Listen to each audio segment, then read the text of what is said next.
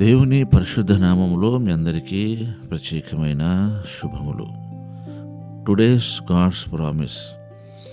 హెచ్కెల్ గ్రంథము 36వ అధ్యాయము 27వ వాక్యం. నా ఆత్మను మీ అందుంచి నా కట్టడలను గైకొని వారిగాను నా విధులను గైకొని వారిగాను మిమ్మల్ని చేసేదను. దేవుడు ఏం చేయగలడో, ఏం చేయాలని అనుకుంటున్నాడో మనకి ఈ వాక్య భాగం ఫుల్ క్లారిఫికేషన్ ఇస్తుంది. ఆయన ఏమి చేయాలనుకుంటున్నాడు, ఆయన ఏమి చేయగలడు, ఈ విషయాన్ని మళ్ళీ ఒకసారి గమనించండి. మన జీవితంలో లేదా ఈరోజు ఈ వాక్యం వింటున్న నీ జీవితంలో దేవుడు ఏమి చేయగలడు, ఏమి చేయాలని ఆశిస్తున్నాడు మీ జీవితంలో, ఆయనకు ఈ కార్యం చేయగలడు అని తనకు తానే స్పష్టతనిస్తున్నాడు. ఆ విషయమే నా ఉద్దేశాలు, నా చిత్తము, నా ఇష్టాన్ని నెరవేర్చువారుగా మిమ్మల్ని చేస్తాను. చెయ్యండి దేవా అని మనం అప్పగించుకోవడమే స్మాల్ అర్పణ మనది, స్మాల్ డెడికేషన్ మనది. అది చేయట్లేదు. చాలా చిన్న లాజిక్ ఇది.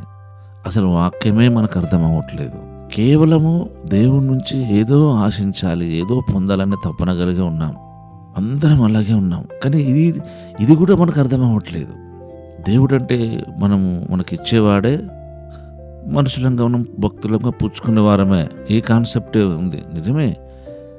కానీ దేవుని ద్వారా పుచ్చుకునేది ఏదైనా సరే, లేదా దేవుని దగ్గర నుంచి ఆశించేది ఏదైనా సరే, దానికి విషయంలో దేవుని దగ్గర ఒక కమిట్మెంట్ ఉంటుంది. మనకి ఒక నియమము, ఒక నిబంధన ఉంటుంది మనకి.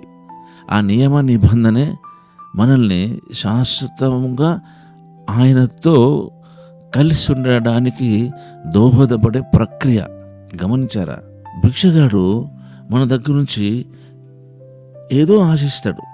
ఆ పుట్టుక నుంచి కుంటివాడైన శృంగారం అనే దేవాలయం దగ్గర పడున్న వ్యక్తి ఎలాగైతే పేతురు వైపు ఏదో ఆశించి చూసినట్లే మనం అందరము ఏదో ఒక సహాయము, మేలు కొరకు దేవుని సన్నిధిలో ఆశిస్తాం. మంచిదే. కానీ భిక్షగాడు ఆశించినలాగానే, భిక్షగాడు ఉద్దేశించినలాగానే ఆయన ఇచ్చేది పొందుకుంటే చాలు అంటే మనంతా చెడ్డవారు ఉన్నారుగా లోకంలో. అసలు ఆలోచించండి మీరు. కేవలం ఆయన ఇచ్చే దాని మీదనే మన దృష్టి, మన మనసు పుచ్చుకునే వారంగానే ఉండడము అనేది సరైన పద్ధతి, సరైన విధానం కానే కాదు. మనకు ఎవరో నేర్పించడం కాదు. పర్సనల్గా నీకు నీవుగానే ఆలోచించు. ఎందుకంటే ఈ రోజున చాలామంది సేవకులే లేరు. అలాగా సేవకులు లేకున్నప్పుడు ఈ విషయాన్ని నీకు చెప్పేవాళ్ళు ఎవరు? ఒకసారి చెప్పండి, ఆలోచించండి. కనుక చేసేవారు, చెప్పేవారు ఉంటేనే మనకు తెలిసేబడుతుంది.